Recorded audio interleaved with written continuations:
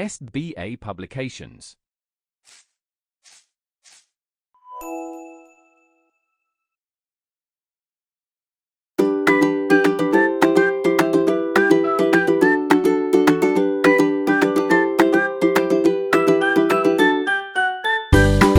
नमस्कार प्यारे बच्चों, कैसे हैं आप सब।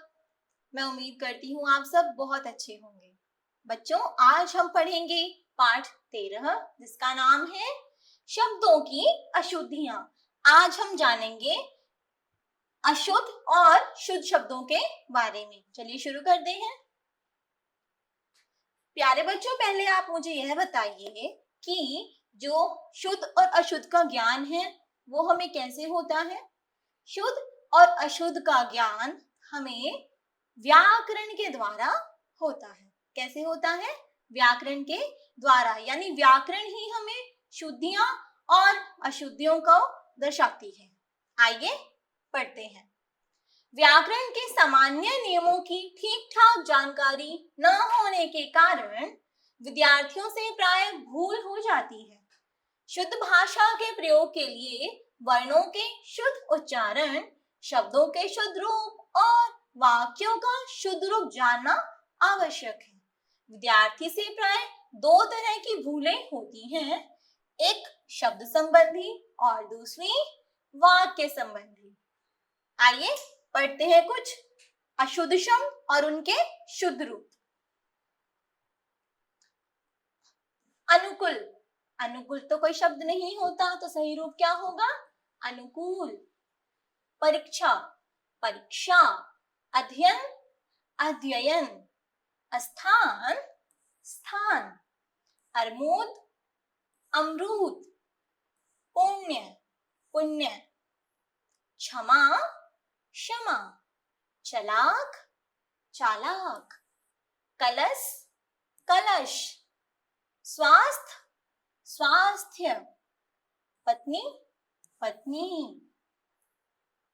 पूज्य, पूज्य। हंसना, हंसना। Pencil, pencil. आइए कुछ और शब्दों के बारे में जानते हैं। बीमारी, बीमारी। प्रार्थना, प्रार्थना। ऊंचाई, ऊंचाई।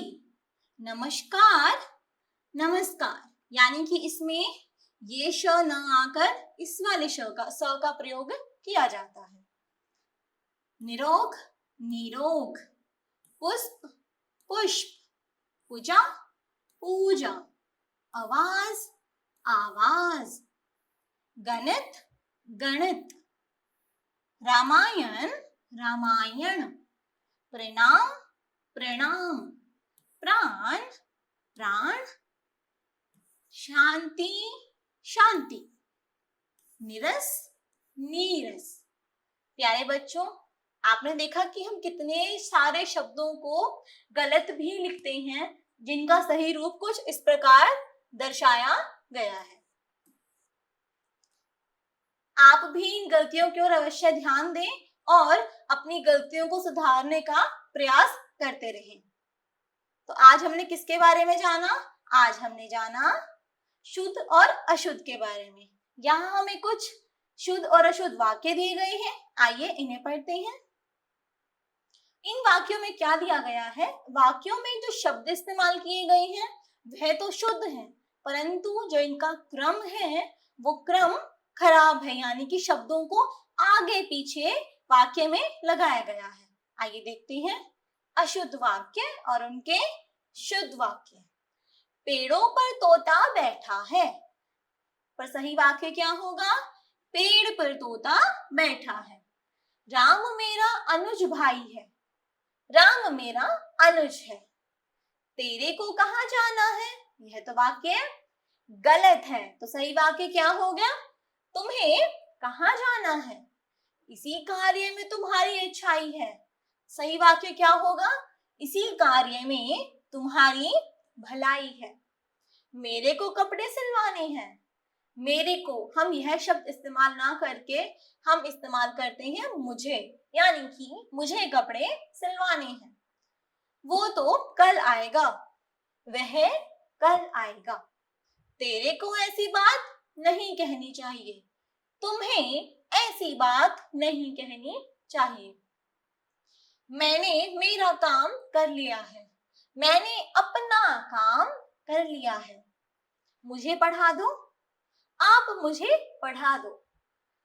उसने अनेकों ग्रंथ लिखे, उसने अनेक ग्रंथ लिखे, क्योंकि अनेक शब्द तो अपने आप में ही बहुवचन है, तो इसको हम अनेक की जगह अनेकों नहीं लिख सकते, वह अशुद्धि हो जाएगी। शुद्ध भाषा को बोलना और लिखना है जरूरी, कुछ बातों का ध्यान रखो तो व्याकरण हो जाए पूरी। आइए देखते हैं आज हमने क्या क्या जाना। प्राय अशुद्धियां दो तरह की होती हैं, शब्द संबंधी और वाक्य संबंधी। व्याकरण की सही जानकारी न होने के कारण ही प्राय शब्द और वाक्य अशुद्ध हो जाते हैं। हम उच्चारण से ही सही वर्तनी पहचान सकते हैं। बच्चों, हम उच्चारण के माध्यम से ही पहचान सकते हैं कि हमारे शब्द में कौन सी मात्रा का प्रयोग किया जाएगा, किस वर्ण का प्रयोग किया जाएगा। आगे आपको अभ्यास कार्य दिया गया है और इस अभ्यास कार्य को आप स्वयं से करने का ही प्रयास करें। तो आज हमने जाना अशुद्ध और शुद्ध शब्दों के बारे में, अशुद्ध वाक्य और शुद्ध वाक्यों के बारे में। मैं उम्मीद करती हूँ आपको पढ़कर अच्छा लगा होगा और समझ भी अवश्य आया होगा। आज के लिए इतना ही, मिलते हैं अगली कक्षा में एक नए विषय के साथ। धन्यवाद।